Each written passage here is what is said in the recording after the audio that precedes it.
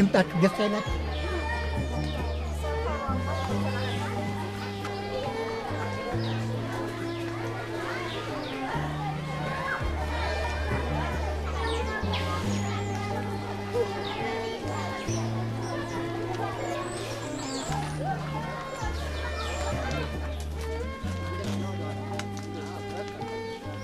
እንደምን ዋላችሁ?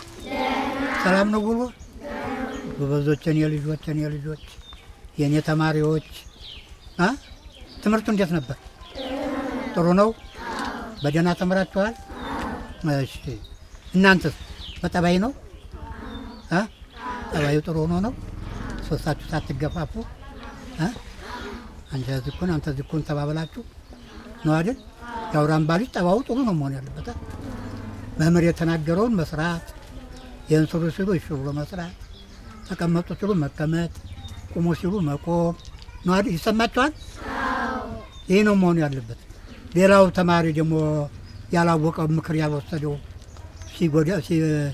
ሲገፋችሁ ተው እንጂ ህጋዊ የሆነ ትምህርት እኮ ለመማር ነው የመጣ፣ ለትምህርቱ ህጋዊ ሆኖ ትሉታላችሁ። ህጋዊ ካልሆነ ለመምህሩ መንገድ ነው እንጂ እዚያ ጋርም አትጣሉማ። ምን አጣላን? መምህሩ ያድሳቸዋል። ይኸው እንደዚህ ብሎ ነው ይህን አስተካክልልን ብላችሁ ነገረኛም ደግሞ አትሆኑ። በግድ መክራችሁት እምቢ ሲል ነገረኛ መሆን ደግሞ ጥሩ አይደለም። እምቢ ካለ ደጋግማችሁ ነግራችሁት እምቢ ካለ አስተካክልልን ማለት እዚያው ላይ ጥሩ ነው። ያስተካክልላችኋል ማለት ነው። እና ህጋዊ ነው የምትሆኑ ማለት ነው። ህጋዊ ካልሆናችሁ ትምህርታችሁን በትክክሉ አታገኙ። በምን ወተት ታውቃላችሁ? ጣሙ ጥሩ ነው። ጥሩ ነው። ከምን ነው የሚገኘው ወተቱ? ከላሚቱ ተጡቷ። ጡቷን አሁን አንድ መዝገር ቢይዝባት ወተቱን ይደብቀዋል ማለት ነው። መዝገር ተዘጋው አይወጣም ወተት ማለት ነው። የእኛም ንግግር እንደዚህ ነው። እንደ ወተቱ እንደ ማሩ ነው። መምህርና ተማሪ እንደ ወተቱና እንደ ጋቷ እንደ ላሚቱ ወተት ነው። እናንተ መምህር የምትወጠብጡ ከሆነ ትምህርቱን በጥሩ አይሰጣችሁም። በጥሩ የሚሰጣችሁ ታዛዥ ስትሆኑ፣ ፍቅራችሁ ጥሩ ከሆነ ጥሩ አድርጎ ይመግባችኋል ማለት ነው። ልክ ነኝ?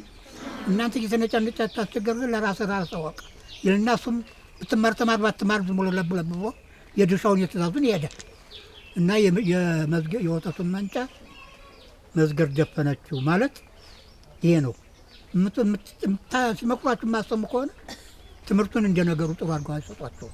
እሺ፣ ፈቃደኛ ከሆናችሁ ግን ለፈቃደኝነታችሁ ወተቱ የግዴታ ወተቱ ቀዳዳው ሳይያዝ እንደሚሰጠው እንደዚያ ጥሩ አድርገው ይሰጧችኋል ማለት ነው። ግልጽ ነው አባባሌ? ገብቷችኋል? አልገባችሁም? ያልገባችሁ ካለ ጥያቄ። ገብቷችኋል? አዎ። እሺ፣ አመሰግናለሁ።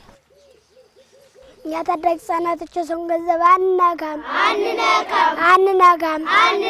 ወርቆ ብናገኝ ለባለቤቱ እንመልሳለን። በመተባበር በመተዛዘን እየሰራ እናመርታለን። ሰላም ኑሯችን ይለመልማል።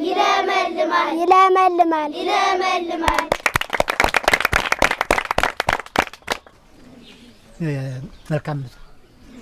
እሺ፣ ጥያቄ ካለ እቀበላለሁ።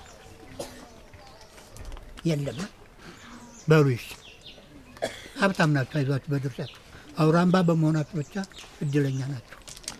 እሺ።